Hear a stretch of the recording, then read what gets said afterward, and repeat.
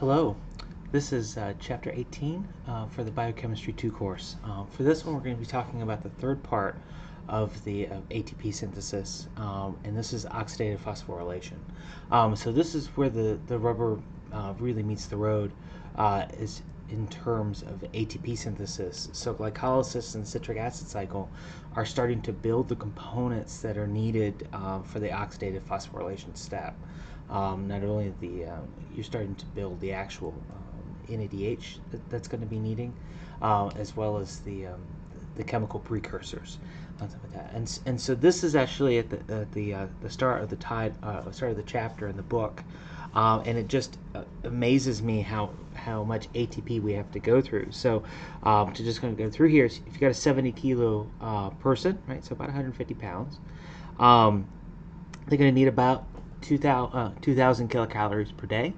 For that, so and that's just not doing much, sort of minimum requirements with that. But if that were to if the ATP was not recycled, then we would actually need about half our body weight in ATP, so 83 kilos. I'm sorry, you would actually need more than your body weight in ATP. With that, so 70 kilo person burns 83 kilos of ATP in a day, to generate that 2,000 kilos.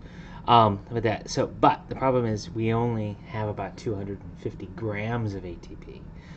So that means each ATP molecule is recycled 300 times. That, I mean, it's absolutely amazing how how efficient this is in creating energy.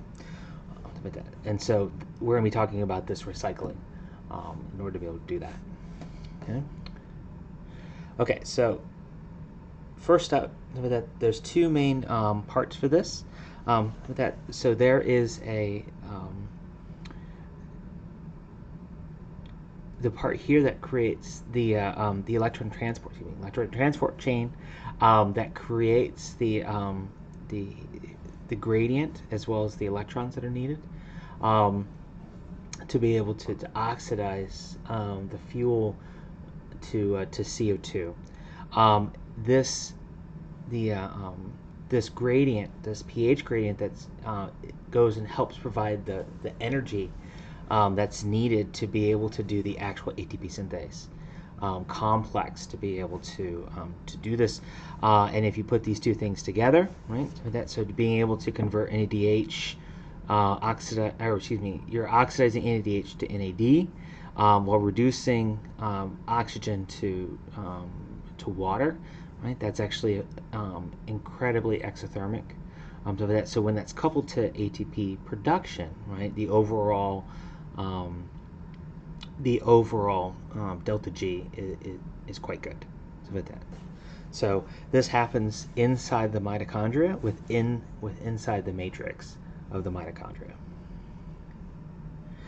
Okay, so the matrix, right? Everybody knows it's the power plant of the cell. Right? So there's actually two membranes. There's the outer membrane that's basically just keeping everything, sort of intact, or sort of contained, I should say. And then there's the inner membrane. The inner membrane is where all the action happens. Okay, because what we're going to do is we're going to put a gradient across that inner membrane. So the inside the inner membrane, that's called the matrix, and then we have the inner membrane space. And so these little bumps are called the cristae. And so what we're going to be doing is pumping protons from one side to another. So the matrix, that's where the citric, not only the inside the matrix, that's where the citric acid and fatty acid oxidation comes into play. Across the inner membrane, that's where the oxidative phosphorylation happens, because we need a physical separation. And then the outer membrane is used to do the free flow of metabolites and other chemicals that are either needed or exported out. So NAD has to come in to be able to be recycled and then go out as ATP in order to power the cell. So things like that. Okay, so in prokaryotes, stuff like that. So they actually just have two membranes. It's just more of a plasma membrane, and since there's no mitochondria itself, so in prokaryotes it's a very similar process, but instead of having a traditional mitochondria, you are going to have just you're going to have a membrane to do this. Okay, so where did the mitochondria come from? So the best that we can come up with is that eukaryotics very early in the existence of, actually after the emergence of eukaryotes, so that a eukaryote sort of engulfed either it's most likely an archaea or something like that, and they began this sort of early symbiosis where this absorbed microbe started being able to just power the cell, and then the energy, and then the eukaryote ended up providing all the nutrients that they need. Out comes the power, stuff like that. And so, and because of this, and because it's sort of two different parts, the mitochondria, including the mitochondrial DNA, which is separate from the genomic DNA, is actually passed down through the maternal line, right? So that you get it from the egg. The mitochondria is going to be too big for and too expensive to make in the sperm, so you get it through the maternal line. Okay, so just a little bit about electrochemistry. So if you look at this chart and compare it to your the chart in your general chemistry book, you'll notice that these values are slightly different, and that's because in general chemistry you're running under standard conditions. So you're at room temperature, you're at 1 molar salts at specific pHs, things like that. Here, this table's been recalculated to reflect that you're running this at pH 7, probably at 37, although it might be at 25. Anyway, but that so they've just been recalculated to more physiological conditions, stuff like that. But what you do is you come in here and you say, okay, the succinate to alpha ketoglutarate, that reduction, okay, because these are all in the reduction line, results in a voltage. One, it takes 2 electrons, but also it's the voltage is negative 0.67 volts. Here, you iron to iron 2. So again, you're going to do a reduction. 1 electron coming in, right? So and so for this one, it's a plus 77 volts. Like that. And so what you can do is you can take these and you can use this this formula here to calculate the delta G. And so if you've got these two half reactions, okay, when you flip this over, it becomes the right, you've got electrons on this side, so they're going to need electrons on the other side. So when you flip this around, NADH going to NAD plus H plus 2 electrons, right? What you would end up happening is if you look at this one and this one, now the 2 electrons will cancel. Okay. Oh, and I forgot to mention, when you do this, right, the voltage switches signs. So here it's 0.32 volts.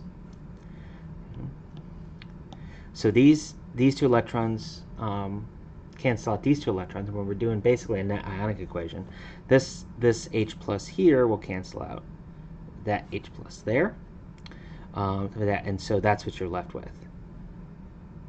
So with that,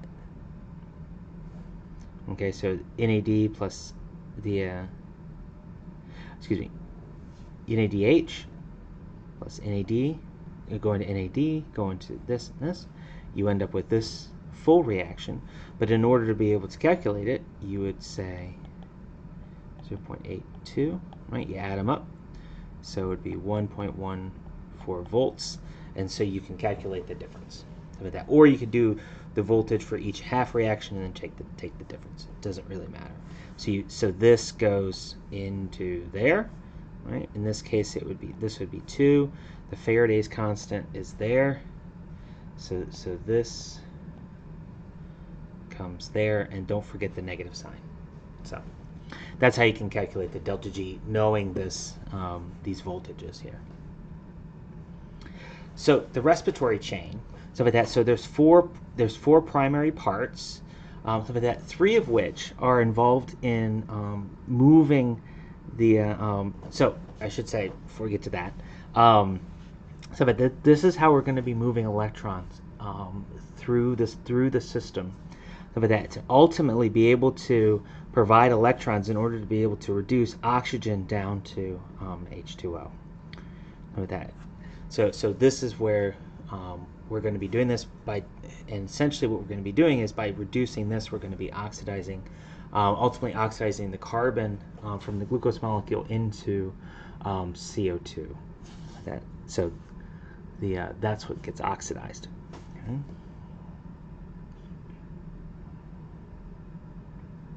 So there's 4 different components. Oh, you just say the other thing that's going to happen here is that we're actually going to be moving electrons across the intermembrane space, from the matrix to that intermembrane space. There's 4 different components to it. There's 4 different complexes. 1, 2, 3, 4. You know, these things can be pretty big. So the first case is NADHQ oxyreductase. Right, there's 46 subunits to it. It has an iron sulfur cluster, so you're going to notice a lot of iron in these things, and what form they take, it just depended on the complex. So these first 2 use iron sulfur clusters, the last 2 use hemes. But iron is really efficient at transporting electrons, taking it along, because it's just dealing with the oxidation state of iron. There's no organic molecules that have to deal with it. But we are going to have to be doing this ubiquinone right here. So with that, but we're going to be dealing with NADH, succinate, and other things. So here, the mass of the component's 250, right? 11 subunits, 13, 4, 46. Cytochrome C, this is that a small sort of protein cofactor. Okay, so coenzyme Q, or Q, it's another name for ubiquinone. It's a ubiquitous quinone. Okay, and so what happens is that this quinone can accept electrons. Okay, and so I really wish. Let me draw this out so you can see it. So you can see what happens with this.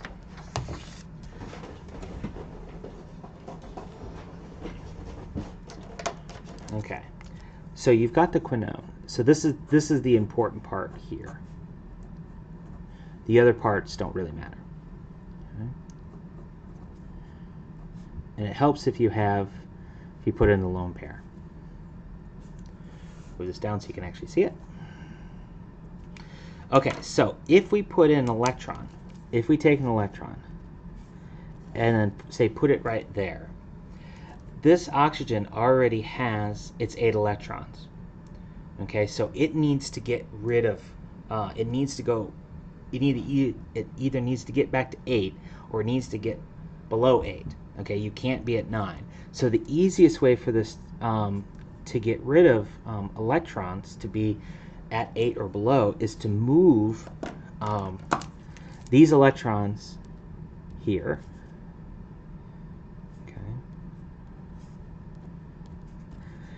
This carbon already has its 4 bonds, so it's got to get rid of a bond, and so the easiest way for that is to go here. Again, this carbon has its 4 bonds, so what the heck is it going to do? Well, it can move the electrons up there. So you get a nice little pushing of electrons, and so what you end up with is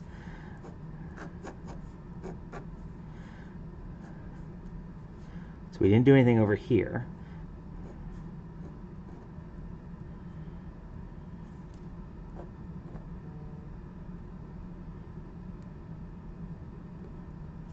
And then this electron. Okay, so we have a negative charge and a radical down here. Well, this can very easily take another electron, right? You've got an electronegative oxygen, it's got space for another electron, and so what you can do is then put in another electron in.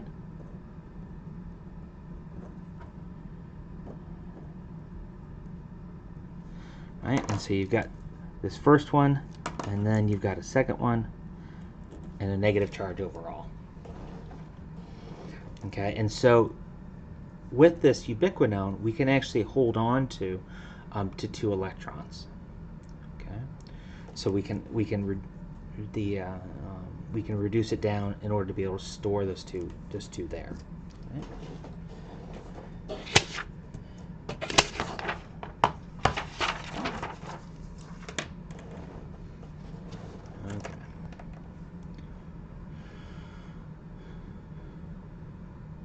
Okay, it's a little bit easier to see with the if you actually have the lone pairs in.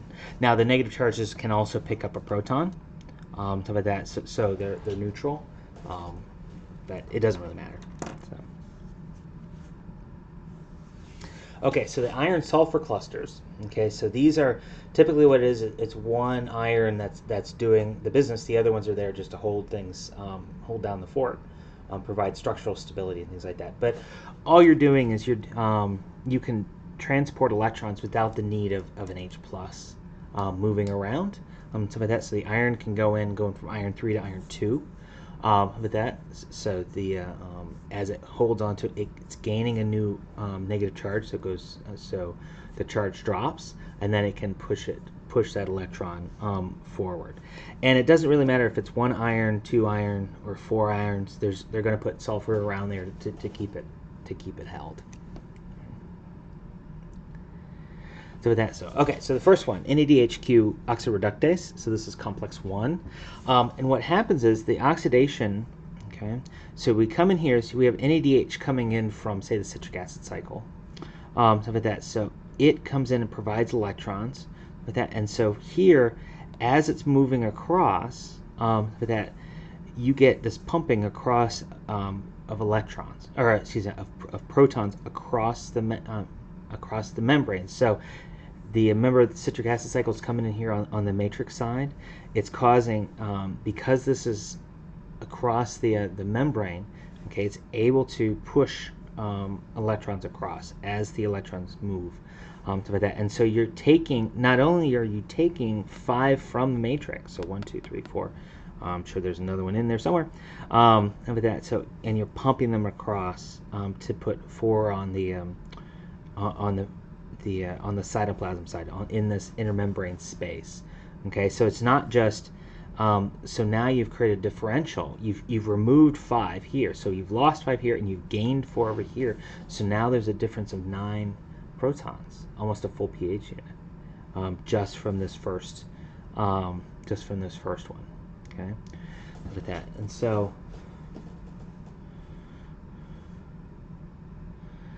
okay, so FMN, this flavin mononucleotide, right? So that, so you've got this. This is riboflavin here. So that, and so it works the exact same way as the ubiquinone does, but it the electrons, instead of going onto those oxygens, those electrons end up going onto the nitrogen. So the first electron would go here, right? That would push this, push that.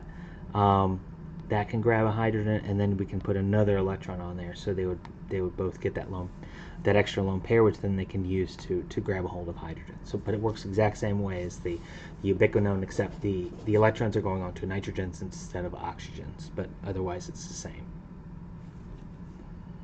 Okay, so these electrons are coming in as an entry point with that, and then being able to get transported on to complex 2.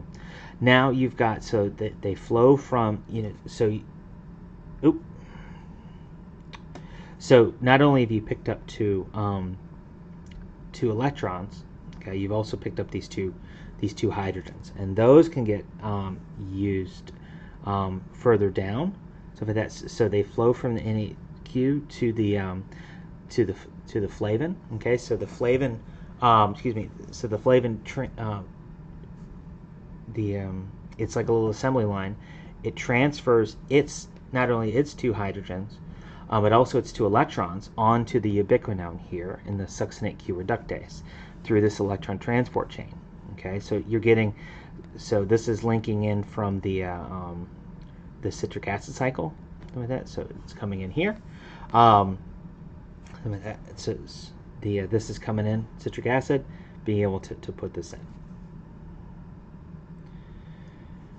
The FADH2, again, citric acid cycle, and it puts those electrons on the ubiquinone so that they can go in. So the ubiquinone can go in along the pathway, and then the FAD then goes back up into the citric acid cycle. So it hands it off, goes back into be able to be used during the citric acid cycle. The ubiquinone now has those, with that, and it can move those along. Now this one is now complex 2 is there just to grab these electrons. We're not dealing with hydrogen transport across the membrane space. So with that, so this complex 2 is the one that's a little bit different. So with that, so this is it's linked through citric acid. Okay.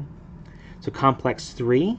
So with that, so from here, those the electrons in the H2 gets transported onto cytochrome C.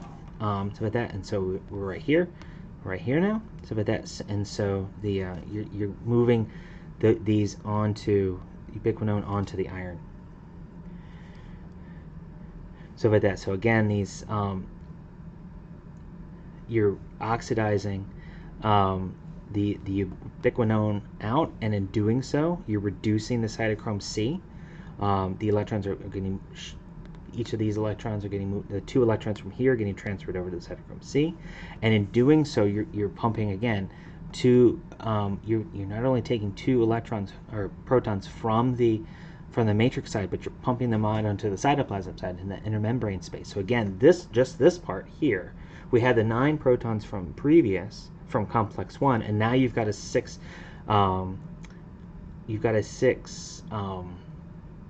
The proton differential. So right now we're 15 over.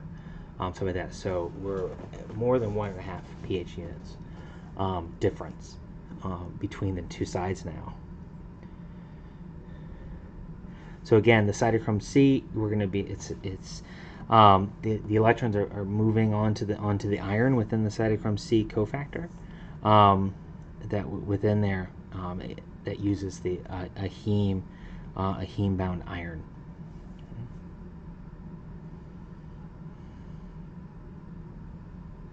So the problem with this is that this has 2 electrons that it needs to give. So it has 2 of them stored, but we can only pass 1 at a time, right? Because we can't go to go from iron 3 to iron 1. So with that, so it's got to go down to iron. So it's got to go down to iron 3, or excuse me, from 3 to 2. That gets transported and then comes back as iron 3 to grab the other one and goes over there. So this is a sort of a 2-cycle process, stuff like that. And so you put you transport this over there, move this over, stuff like that, and so you can move the first electron over and then move the second one. So. And so after you've done the first one, that one can then pick up, that can held there to be able to wait till this thing leaves, and then you can go, this gets transported over. So that this gets transported over where it can release its second one and then leave. So again, you get these 2 ubiquinones, reduced ubiquinones from complex 1, complex 2. You get ubiquinone that's already complexed to the cytochrome C. Okay, so with that, excuse me, yeah, with that. So these provide the oxidating power to be able to move this over. Okay, to reduce this down, to grab the electrons. And in the process, again, you get a net change in 6 protons across that intermembrane. Okay, so the last part of this is the cytochrome C oxidase. Okay, and so for this one, what we're doing is we're taking oxygen, and this is the ultimate fate of taking oxygen to water, something like that. And so this is where the ultimate fate of those electrons end up going. Okay, so for this one, what we're doing is we're taking all of these electrons that are being held by the cytochrome C the reduced form, along with 8 electrons in the matrix, 1 water molecule. You reduce these cytochrome C down. Excuse me. You oxidize it up, so you can reduce down the water. So with that, and then this can come back and reduce down to complex 3, water, cytochrome, 4 protons getting moved over. So 4 of these get over on the cytoplasm side, the other 4 in the water molecule. So the cytochrome C oxidase is a little different in that it actually has 2 heme groups as well as 2 copper clusters. Okay, whenever you're dealing with copper, it doesn't matter if it's biochemistry or organic chemistry, things get weird, and it's usually some sort of weird radical reaction, 1 electron radical reaction. Okay, so again, I'm going to try to draw this out about what essentially is going on here. Okay, because it's a little bit easier to see if you've got electrons moving in. Okay. So what's happening is you've got your iron, and then you've got your copper. Okay, and we're going to put electrons, extra electrons on there. When the oxygen, so what ends up happening, okay,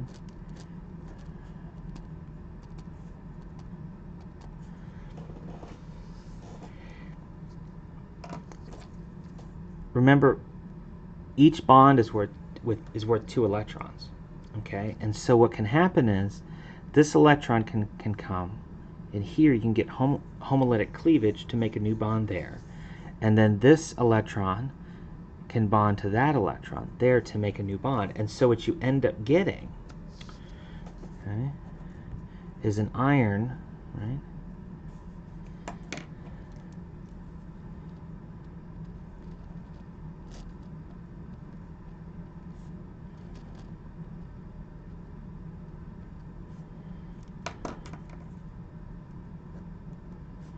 Copper.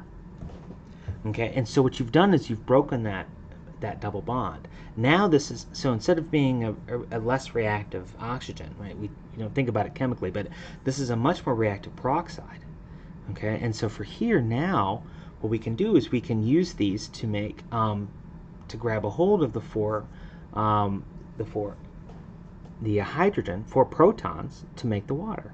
And so so that is what's going on here. So if we pump some more electrons in here, okay, so if we put 2 more electrons in, so dot, okay, again, what can happen is, right, if that goes there and that goes there, what can happen is this thing can break. And so if we put 2 more electrons in, that's a little more complicated than this, but for simplicity's sake,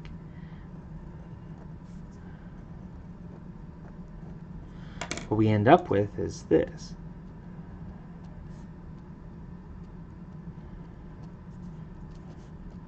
Like that. And those can very easily pick up hydrogens, okay, to make water. And so this first set of 2 electrons come in to break that double bond within the oxygen. The second set of electrons come in to be able to make new lone pairs on those oxygens, and we have effectively broken that the oxygen double bond. Okay, so you can sort of think of it like that. It's fairly simplistic, but this is a little bit easier to see. Okay?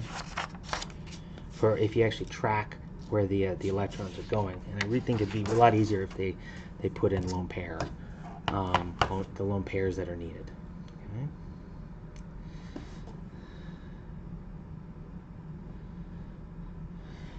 Okay, so this is the net respiratory chain. So this is complex 1, 2, 3, and 4. And notice how this one, so the citric acid cycle ties into cycle 1 by providing the NADH, and then the FADH2 from into complex 2. So this is the tie into citric acid. So the flow of electrons are coming this way. We're pumping protons across in complex 1, 3, and 4. So with that, and the net effect, the net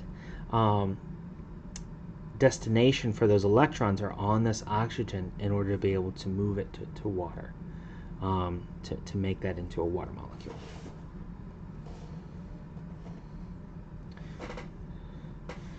Okay, so cytochrome C. Okay, so with that, so one of the things about this, I think it needed to be in the previous slide, is the fact that this thing has changed very little over the course of 1.5 billion years. With that, and you can sort of see this in the structure, right? They all have this same the same sort of alpha helix here. There's an alpha helix basically there, alpha helix, and then a loop structure here, alpha helix loop. When you're talking about an archaea, about I think this is an archaea. You've got actually I think this, 2 microbe species. I think this might be eukaryote. Sort of, a fish, eukaryote, prokaryote, stuff like that. So it's pretty amazing, and this talks about how important this is. If you see this, where you've got very little evolution, it's because it's not the, one, it's either incredibly efficient already, or 2, it's not worth the risk of mutating this component, because if you mutate it, then things can go bad in a hurry, and you're going to end up losing a lot of the the potential losing for this ATP powerhouse. Okay. Okay, so the proton gradient. Okay, so that's the first. So the first part was creating that gradient. Okay, and so what we're doing is we're pumping protons into this intermembrane space, and then not only are we putting them out here, we're taking them from the matrix side.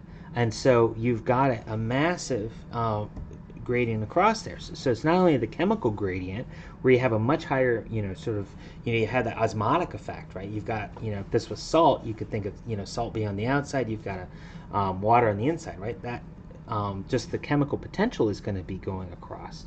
Want to be coming from the high concentration to the low concentration side, just like with a normal dialysis situation. So for that, but you also have a charge gradient, right? You've got a lot of positive charge on here, a lot of negative charge here, and so there's that electromotive force that's going on here, right? These protons want to get to that negative charge. These negative charges want to get, we want to get these protons back over on this side. So the chemical gradient, so it's about 1.4 pH units. Okay, going across. Okay, and the charge difference is a pretty good voltage, going differential beyond that. Okay.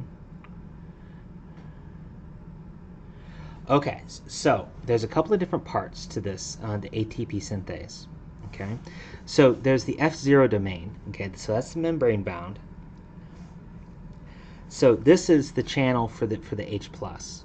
Okay. So that's this part here.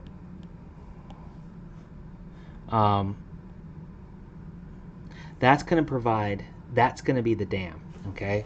And so, if you think about what's going on with a hydrolytic dam, sort of a hydroelectric dam, right? You've got this, you've got, right, you're putting a lot of water over here, and then you've got a pipe that comes in here, and all of that potential energy is going to force, be pushing on that pipe so that the water can come out in very,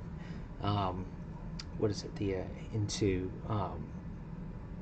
flow very fast and with a lot of power. And if you put a turbine here, so that you can spin that turbine to make electricity. Same thing's going on here. You've got a lot of protons in here. You got no, you don't have, you have nothing over here, right? Or you've got a negative charge over here, so it's going to be drawn across here.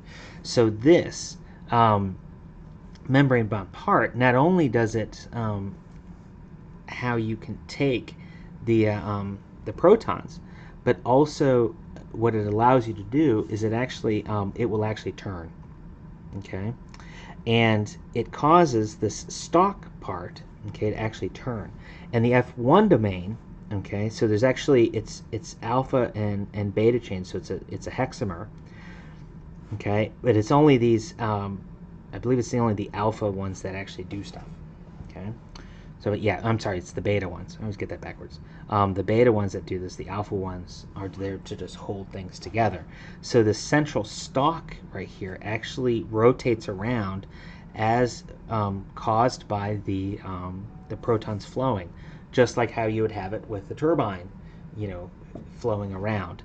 And it's the protons moving across that allow this thing to go to move around, and by doing that we get an allosteric shift that allows the reaction to happen, okay.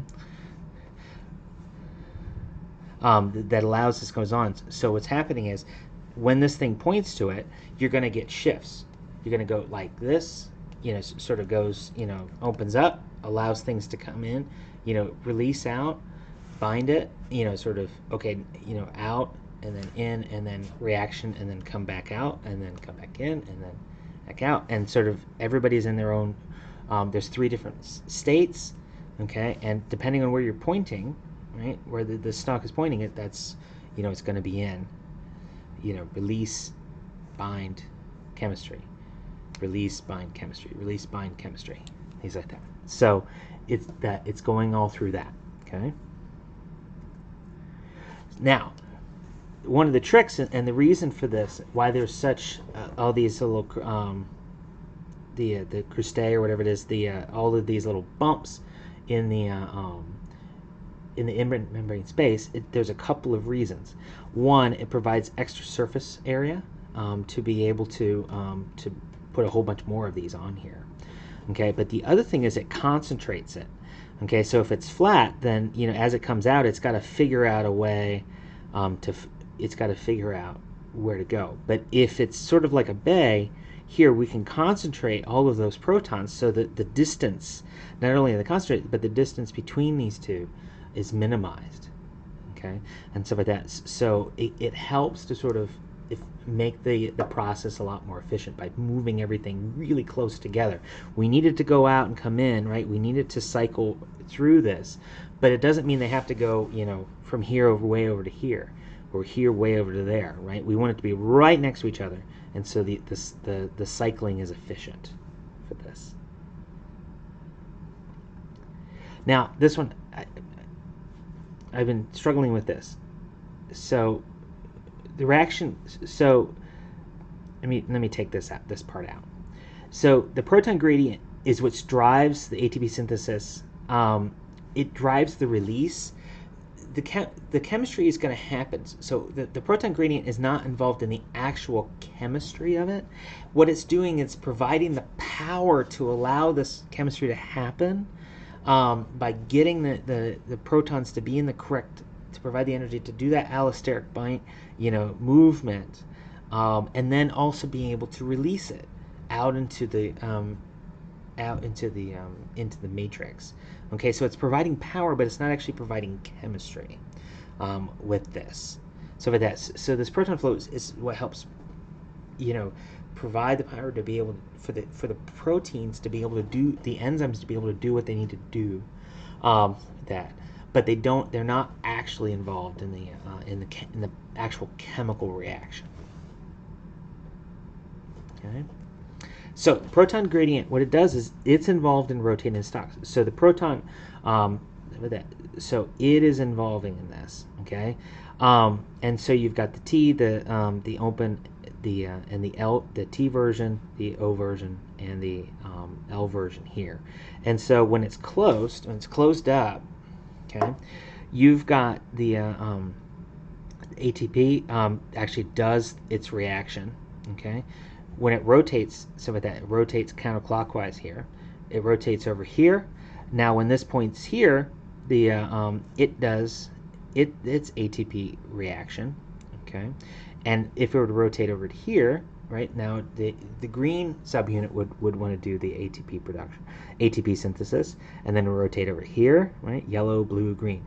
Every time it points to it, it's your time to do that. Now, while this is rotating around, right? So there's a lag, something like that as it's doing that. As it's moving around, okay, there's two things that have to happen, right? We have to get rid of the old ATP, right? That needs to get away, so we can reset this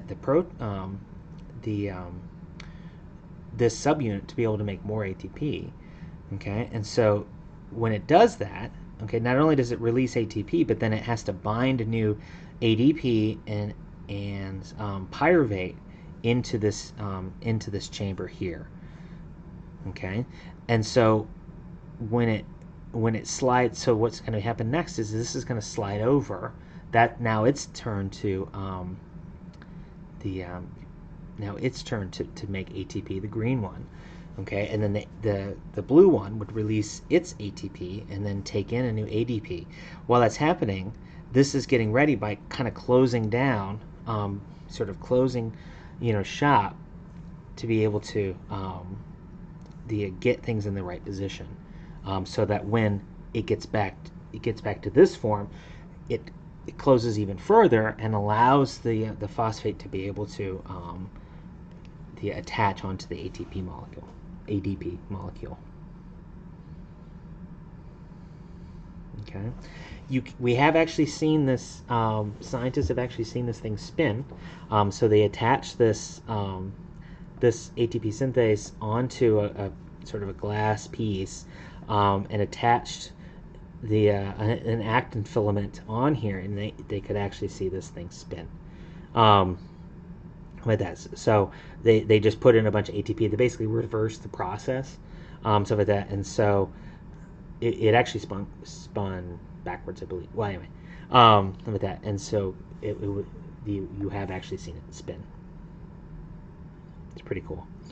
Now, what's causing this thing to spin? The stalk region to spin. Okay, there's all these little subunits here. Okay, and so what happens is so remember there's a bunch of H pluses out here. Okay, and so what ends up happening is you put a negative charge down here. Okay, and so a proton is naturally not only going to get repulsed by all these pluses charged up here, but it's going to get attracted to that negative charge. When that happens, okay, this becomes neutral, and so now, because remember it's bound in the membrane, right? It's going to be able to now flow through, right? Because it's not charged anymore. And so when this thing slides, now this thing's going to want to be in the in the membrane, because now it doesn't want to. It's neutral. It's not charged anymore, and so it's going to get pushed over here. Hey, I want to be in the membrane, so it pushes that over. When that happens, that slides the next subunit over here, and then here you've got a neutral charge. Oh, there's a bunch of negative down. There's a bunch of negative potential down here, and so this proton's going to get attracted, and then voila, boom, down it goes.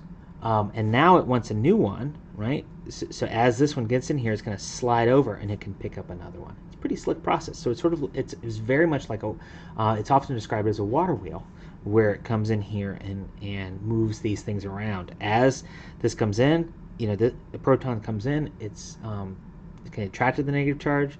It gets neutral, wants to be in the membrane, and stuff like that. And so that not only slides this unit over, but it slides the next one over. This thing comes around, sees the negative potential down here, and then boom, down it goes. With that, and so now and it continues ad infinitum.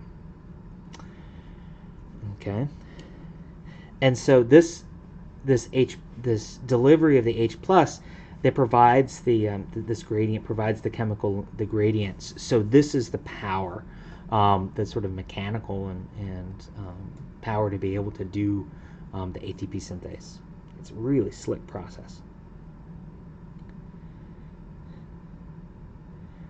So if you look at this. So not only are you talking about that's 85 kilos per day, if you do the calculations, right? It's 3, 3, and then 24 zeros. That's how many protons are getting driven in your body every day, getting across this gradient. I mean, it's an insane amount. So shuttles. So okay. We do want this mitochondria to be impermeable, right? So that because we don't want everything to leak out. Okay, we want to be able to control what gets across and what doesn't. Okay, and so we can do this. Okay, so it's cytoplasm side and the matrix side, and so we can use some shuttling in here. Okay, and so if you get NADH from glycolysis, right, we can use this FAD to be able to, as an intermediary, to be able to get into the ubiquinone, to be able to do this. And so you have a lot of these shuttles to say you can hand it off to here, and then they'll hand it off to somebody else inside, because we don't want the stuff inside to leak out, because then we have to go find it. It's going to be very inefficient to be able to use it, because the cytoplasm side doesn't need it. So we need to be able to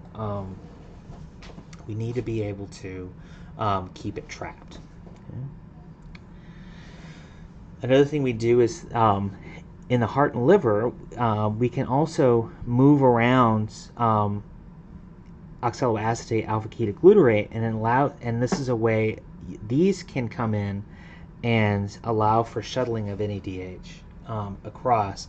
So the malate, or excuse me, oxaloreductase gets or oxaloacetate basically picks up the hydrogen, the hydride from the NADH, transports that across onto the matrix side, and then deposits it to an NADH or NAD onto the new molecule. Then that gets when that happens, oxaloacetate gets back to alpha-ketoglutarate, and then you can cycle it. So instead of we can keep the NADH on this NADH side on this side to handle the from glycolysis, and we can keep the NADH on this side to deal with citric acid cycle, as well as the oxidative phosphorylations. So we have these sort of intermediates that are a little bit easier to deal with, to be able to control.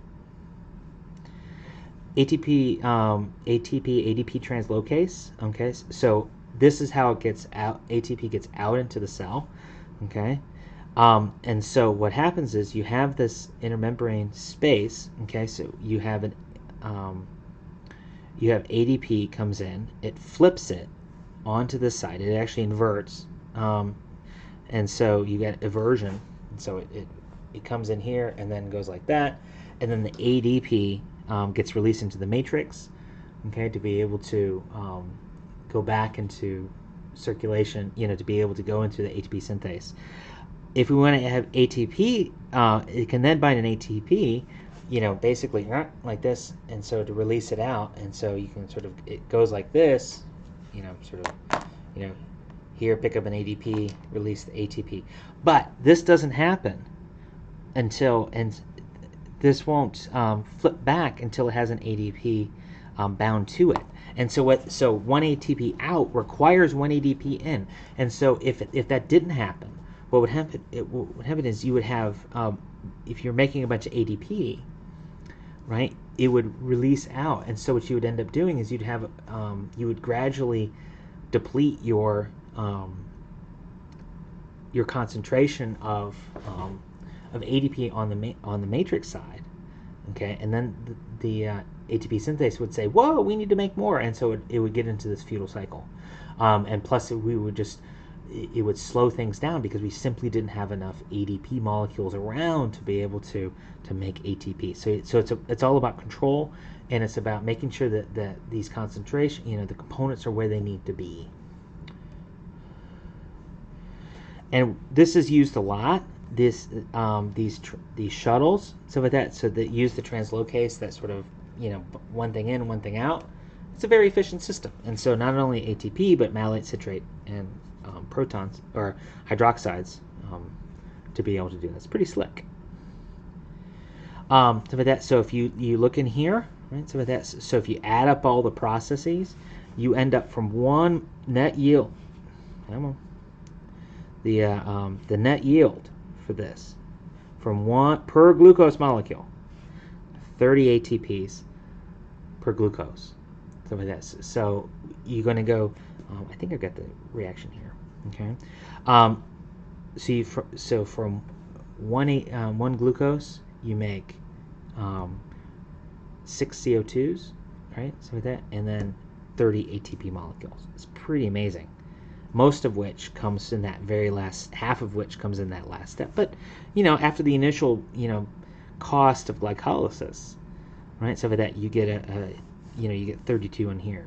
For that, half of which comes in here, but you do get some from the other ones, from the other steps. Now, the regulation, right? Regulation is always important. So if we have low ATP, right, it's going to activate this, this pathway. If we have high ATP, right, it's going to say, well, we're good now. Go ahead and slow things down with that, and so we can modulate, the energy consumption, because it does cost. There's a lot of components here, and that costs energy to make and sustain. So with that, but if we don't need to use it as much, then we can slow things down.